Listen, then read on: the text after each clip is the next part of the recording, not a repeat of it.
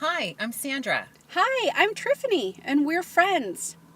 Every time we get together, we have these crazy, awesome insights about manifesting, life, synchronicity. And one day I said, it's too bad we didn't record this because somebody out there could have benefited from hearing this. And that's how this began. We never know what we're going to talk about, but when we do and the magic happens, we want to share it with you. All right, we're live. Hey, Yay! Tiffany, how you doing? I'm good, Sandra. How are you? I'm good. I'm good. Did you have a Good. good weekend? Yeah, it was pretty mellow, which was nice. It was restorative because now I'm watching my yard. I've got dandelions to pick and some dry spots to fix and repair, and I'm starting to look at the season of yard work on the weekend. So it was nice to be able to see that, I could kind of have a restorative weekend, which was good. How about you? My weekend was actually quite busy, but good busy. I saw one friend Friday night. I saw another friend Saturday night. I spent Sunday with another friend. So it was really good. I really enjoyed it. Good. It's important to do that, especially as a solopreneur, because I don't know about you, but I have a tendency to sort of like hole up if I'm not careful. I have to be really intentional about getting social stuff on my calendar because it's not good to just be a hermit 100% of the time.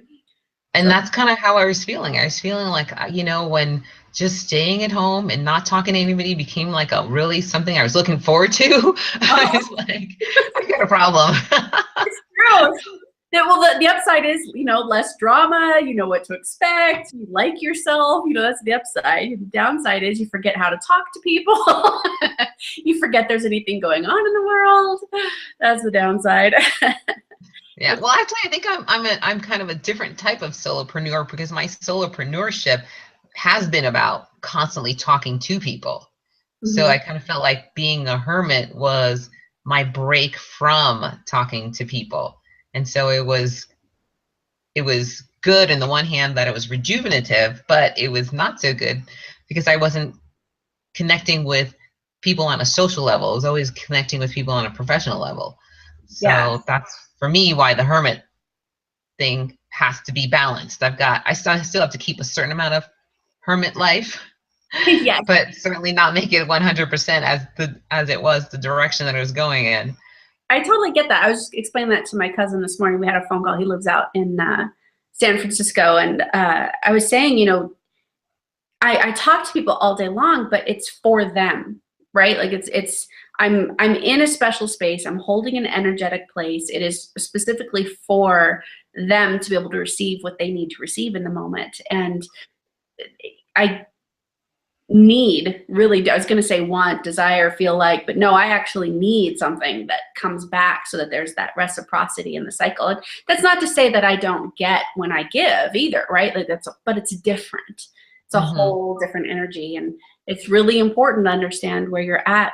First of all, what you need and where you're at and filling up that battery. Where are you? Are you on empty, and what do you need to refill that? Sometimes it is being quiet by yourself, not talking to anybody. But if that becomes the habit, if that becomes the default, then you're missing some other side of your fueling system, especially for me, because I'm an ambivert, but I lean on the extrovert side. And I really Hmm. do get something out of that social aspect that I don't get. I can't manufacture that on my own. You know what I mean? Yes. Yeah. Yes. So good, good. I'm glad to hear it. Good weekend. Yeah. I did get gosh, I never know what to call it when I get like a strong intuition.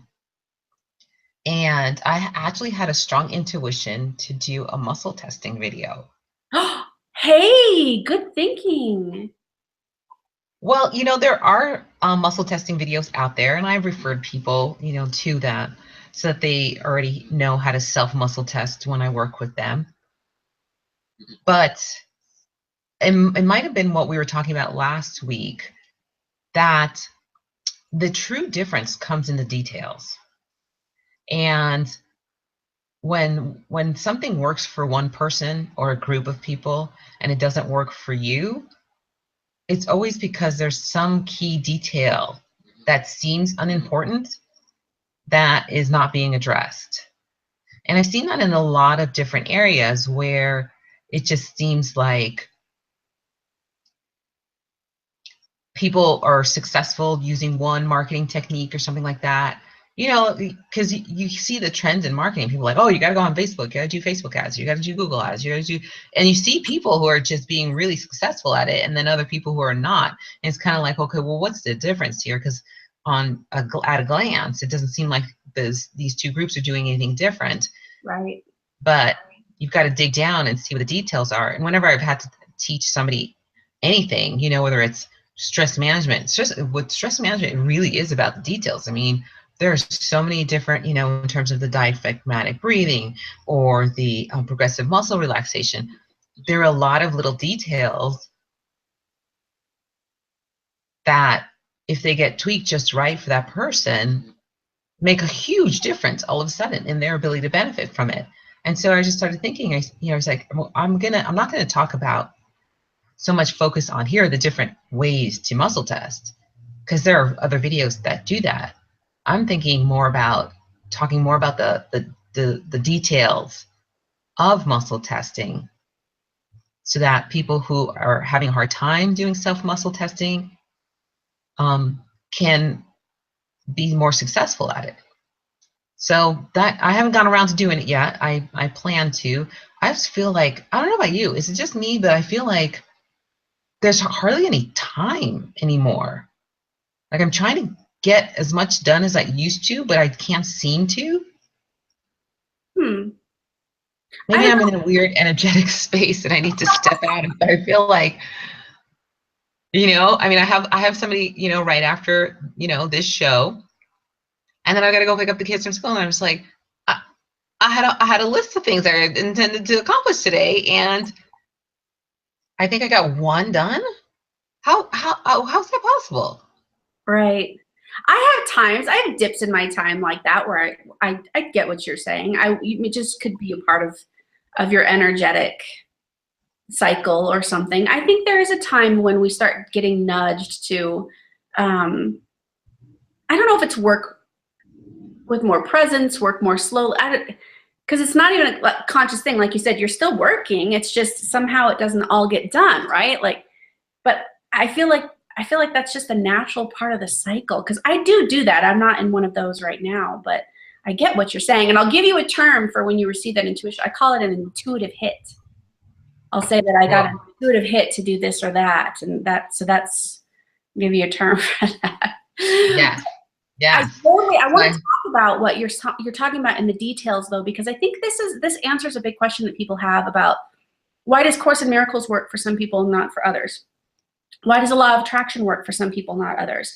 You know, when I was trading currencies, I talked a lot about how the basics of a trade are the same. The basics of reading candlesticks are the same. The basics of understanding the financial markets, they don't change that much. And if you haven't figured out your secret recipe, if you haven't put in the time to understand where you're at. Now, for me in the trading world, it was helping people understand when they got afraid to take a trade, or when they got greedy in a trade, or when they got so scared that they lost track of their rules in their trade, you know. And it really became about creating enough opportunities to dig in and do it in order for them to learn not only the circumstances that changed the way they traded, but what changed inside when they traded. And here's what I think we've lost track of, is that whether it's muscle testing or trading or cooking dinner or whatever,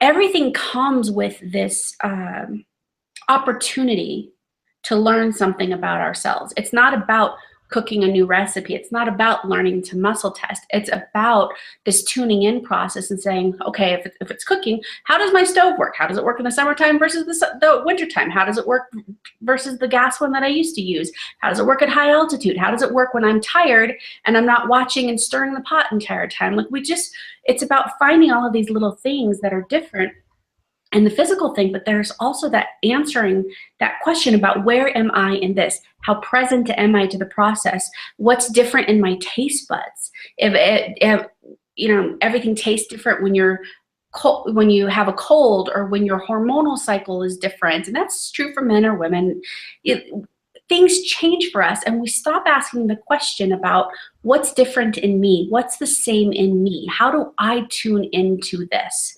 And I think the more we have worked on this distractions challenge, the more we've worked in this Course in Miracles, the more conversations like this we have, the more I'm realizing, and something I've always known, but it's a deeper truth for me, that those changes, those details that matter, they are only accomplished by this tuning in process. They're only accomplished by really getting in touch with how you respond to time, productivity, temperature, taste, whatever, because that ends up being the detail that you're talking about that changes whether or not it works for you.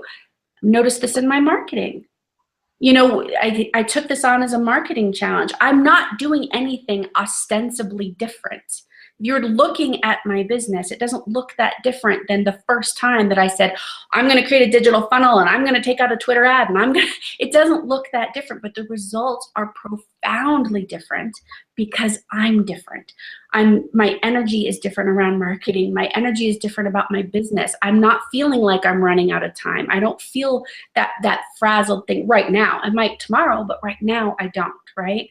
And that translates into everything we're putting out into the world. And that becomes that intangible thing that people go, I don't know why this is a yes over the last 20 times I've seen her ad, but it's a yes. And today I click yes. They can't describe it. They don't really know. And that's it. How do you describe that to people who haven't tuned into the details of muscle testing, cooking, their life, their parenting, their sleep cycles, any of it, right? Like, how do you explain? So I guess I'm asking you, I really genuinely am asking you, when you would start talking about these details, how do you do that? How do you express that nuance? Well, for me, I'm hearing did you hear me? Did you hear an echo? I don't think so. Okay, it's just on my end. Okay. Weird. Okay. For me, the details are easy to see. That's good. And yes. And so, you know, for stress management techniques, it's basically, you know, I see when people have told me, oh yeah, I've heard about, you know, my doctor, whoever showed me, you know, how to do diaphragmatic breathing or progressive muscle relaxation. And I'll say, you know, well, what did they tell you about it?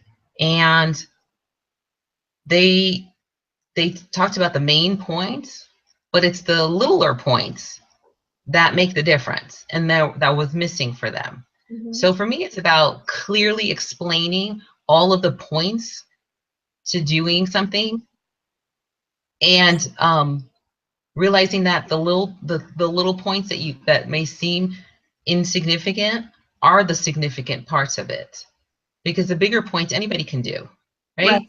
Like, Right.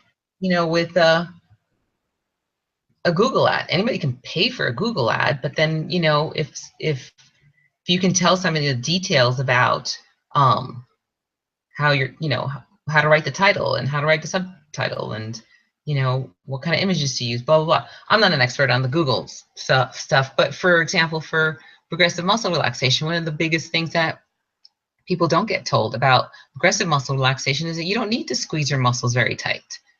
You're only squeezing them just enough to notice. Because otherwise, if you're squeezing them tight, you're totally missing the point. I mean, everybody's going to notice your muscles when they're tight and they're in pain. But the point is, you want to notice it far sooner than that. And how are you going to do that if you don't just squeeze as you know, lightly as possible? So that was one of the difference that one of the details that made a big difference for people in terms of doing progressive muscle relaxation and helping them, you know, get over insomnia faster. So for the muscle testing, so I just started writing notes of things that just came to my mind about, you know, muscle testing in terms of helping people be able to do that better on their own, in terms of things like zipping up their field and facing north and things like that, that don't always get put into these videos, in terms of helping people tune into the magnetic field of the earth in order to make it easier to tell the yes signals from the no signals? Well, I think that'll be pretty readily received. I think that's a really good idea because people understand instructions when it's about their physical world, when it's about the to-do list. If you tell them, okay, now you know the basics, here's something else you can do that is more specific, I think people will be pretty receptive to that. You and I actually are kind of, I didn't mean to completely derail the point of what you were saying, because I did take it somewhere else. Like to me, the details are always this nebulous, energetic something that needs to shift inside before any of those outward things make a difference at all, you know, or being so present to doing those outside things that you begin to notice what's shifting on the inside. But I've really noticed, for me personally and for my clients, nothing changes on the outside until you can connect to it from that energetic place on the inside. And I really feel like that's what has people stuck in anything they're trying to do, anything they're trying to get better at, is this dissonance, this lack of congruence between who they are and what they do, their inner lives and their outer lives, right? Their limited mind and their expansive mind. And when those things are out of sync, it's like trying to, you know, get gears to work when you're missing teeth. It just, you're going to keep, you might make a little progress, but you're going to keep skipping and being hard, and you're not going to get that nice, smooth movement forward. So I think what you're talking about, people will be really receptive to, especially if they've ever watched it somewhere else and it still isn't working for them. I think that's yeah. But I'm curious, how do you get somebody to be more in tune with their energy shifts? You know, rather than just saying, well, you need to be more in tune with your energy, which some people don't know how to do. So how do you guide somebody on a concrete level to do something that they don't know yet how to do on an energetic level? my favorite question that I give people all the time is, where am I in this? So, you know, for instance, I was working with a CEO once, and she was trying to get her management. She wanted to take her business from a medium-sized company to a large-sized company. She wanted to get some things in line so she could start talking to investors, kind of scale her business up. And her management team, they had 3 or 4 different views between the 12 of them, or whatever it was that she had, about what direction they should go. And what she came to me to help her with is, you know, getting her management team sort of in place, on the same page, working with her instead of, you know, pushing and pulling at each other. And we had a really long talk about what her ideal management team would look like. How would they work together? How would they work with her? And gave her a bunch of exercises to take to her management team, sort these things out. What's interesting is we had actually even talked about the fact that when she really does say, okay, now things are going to be different, now we're scaling, now we're investing, now we're growing, there were going to be some people on her team that didn't like it, that were going to say, this isn't what I signed on for, I'm not open to this. And when we talked about it in theory, she was like, that's great. Let them self-select, let them get out, and so I can hire somebody that's good for this. And then we go through this process, right?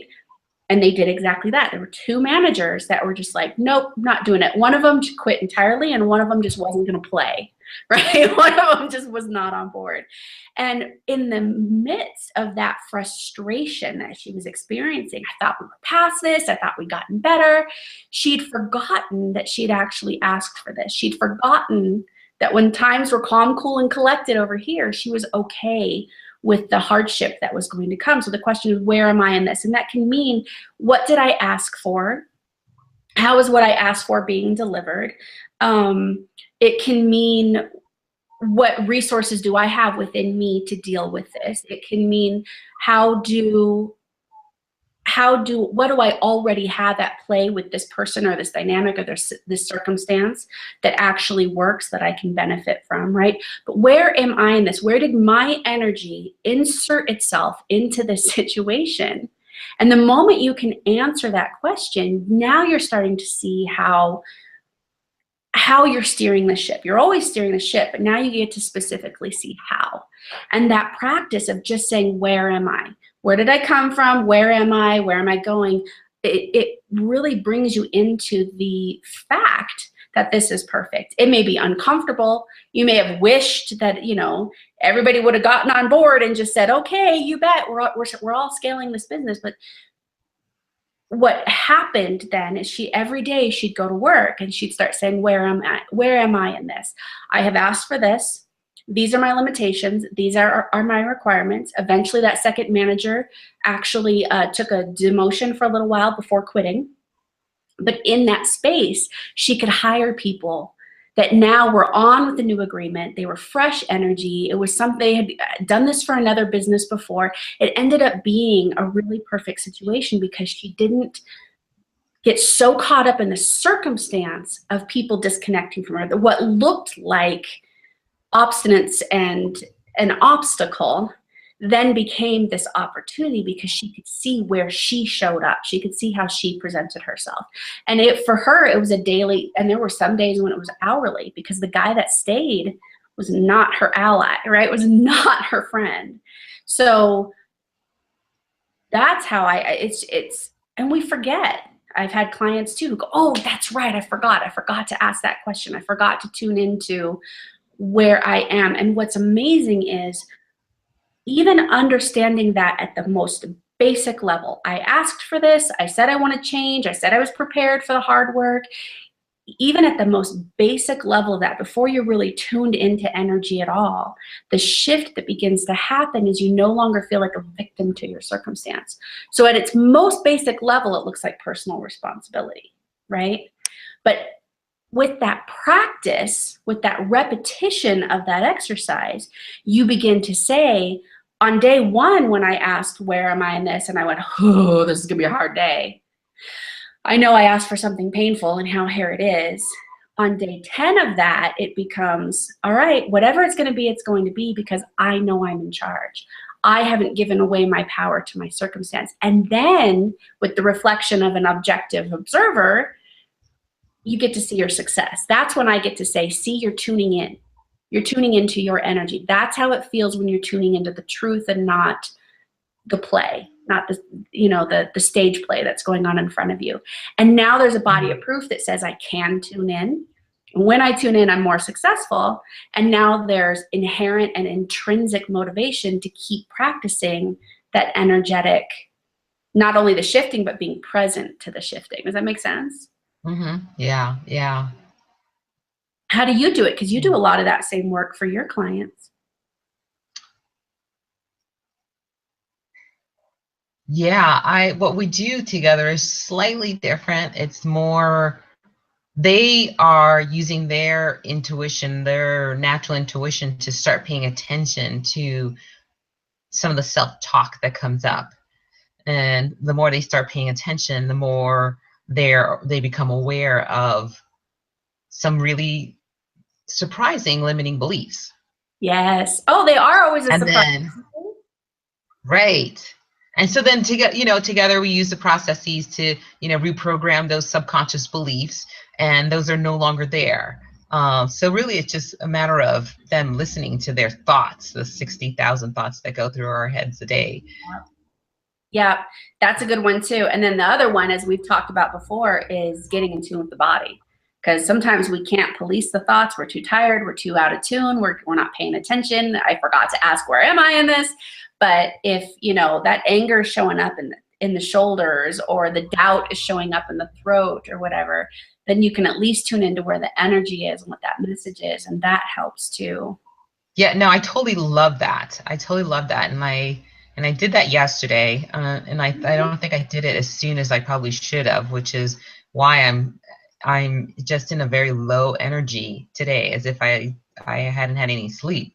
But I had a burger yesterday afternoon, and hindsight realized that mentally my brain was like, oh yeah, we love burgers, right? You know me, whenever we go out to eat, I'm like, oh, I can't resist a burger if I see it on the menu.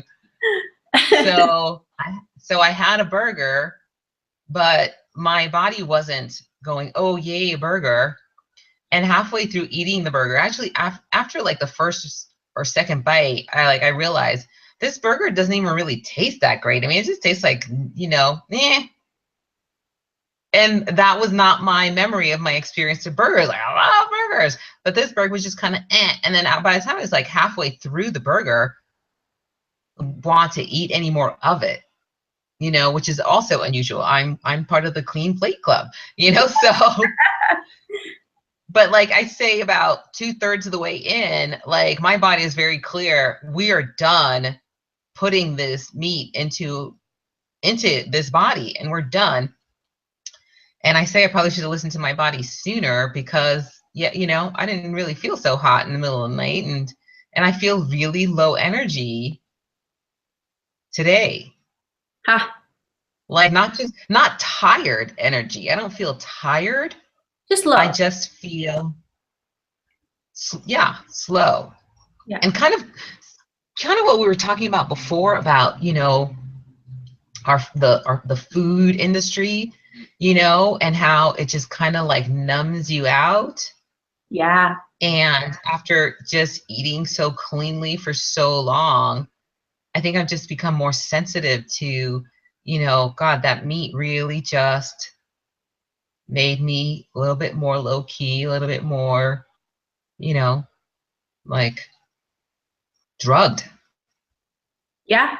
That makes sense. It makes sense. Your digestive system probably had to work a little harder to work on, you know, heavy, dense protein that's been fried. And yeah, it makes sense that your body would kind of slog through the process, because you did go for a long time eating super clean, that your body's used to something different. Do you Yeah. know that Married with Children with Al Bundy was I think that was the name of the main character, and Christina Applegate played the teenage girl, the blonde. Yes, I love that show growing up. There was an episode where Peggy, the wife, brings home this personal. Oh my God, I can't believe you remember the names. It's just coming to me because I can't remember. I didn't watch it that much, apparently enough to stick. But there's this episode where she brings home this personal trainer, and she's trying to get everybody to be better and be more healthy. Of course, everybody's fighting her on it, right? And the trainer, for some reason, by the end of the show, begins to sway the dad's way. Like, now he's eating junk, he's drinking beer, he's got his hand down his pants, you know, he's got a little pot belly, he's all manned out in front of the couch, but he's completely sick because he's not used to eating like this. And the dad makes some comment about, yeah, you've got to be a cockroach to live in a world of garbage or something like that. The idea stuck with me that when you really condition your body to eat the garbage and think the garbage and be the garbage, that you do develop a tolerance that makes that your new normal. Like, somebody who is really clean and really active, they're bothered by bad food, no exercise, bad energy, bad thought. They're bothered by that. But when that becomes the normal, you stop even seeing it stops feeling like a burden or a trial or anything that even needs to become to be overcome, right? It looks like I'm doing it, my neighbor's doing it, and boy, this is sure comfortable sitting here with my hand down my pants watching a show, you know? I don't know why, but that was something that stuck with me. And it makes me think, you know, that you ate so well for so long. It makes me wonder, was this your normal before you ate clean? No, Good. it wasn't. Because I was super productive. Good. Like the list that I had planned to get done today is probably half the list that I would have gotten done in the past. Like, my normal list would have been double that, and I would have gotten it all done. Yeah. I mean, I wouldn't have been a nice, easygoing, pleasant person to be around at the end of it, but I got it done. That's a big difference right there. Right? Don't talk to me. I got shit to do. Well, I can't say that my attitude is any better towards the end of the day, knowing I didn't get as much done as I wanted to. It's so funny. I love when I hang out with women who, you know, at the end of the day, when they're like, I didn't do anything today, you can still, by the time you really ask them, they still got laundry done, they still got food on the table, they still got those emails answered. Like, our version of I didn't do anything today is always like 10 times more productive than anybody else's I didn't do anything today. Thank you for that. Thank you for that. Yes, because it's really not that I didn't do anything today. I didn't do what I had put in my mind as significant to do. But like today was crazy hair day at the kids' school. So yesterday, despite everything I had to do yesterday, I still managed to go to the beauty supply store and find some temporary hair color. And amidst all the morning routine, found time to spray paint Nicholas's head purple and to put Simone's hair into 4 sections, these 4 little, they're not necessarily buns, but they look actually kind of like flowers, like these little tight spiral flowers. So she got one here, one here, one here, one here. There's 4 of them. And so then I like, covered her hair except for the little bun and spray painted those purple. So she's got like 4 purple flowers in her hair, but they're really her hair. Oh, that's super cute. I love it. So, and it's hair, crazy hair and or mustache day. So they also have like mustaches that I drew. They wanted the French style, which is like curls up on the side. And so, yeah. So I did accomplish something. And big picture, that stuff is way more important. Like big picture, that's going to be a memory that you guys all have forever and ever. Nobody's going to remember exactly what emails you sent out or what busy. Right, true. Yeah. And they are, they went to school happy, happy that they are fully able to participate in Crazy Hair Day because mommy wasn't so focused on work that she didn't have time to, make Crazy Hair Day happen. Perfect. It's perfect. I love it. Oh, that's good. Oh my goodness. Well, I think that's probably a pretty good place to wrap things up. What do you think? Yes. All right. I think so. All right, my dear. Always good to see you. You too, honey. I love you. Bye. Love you too.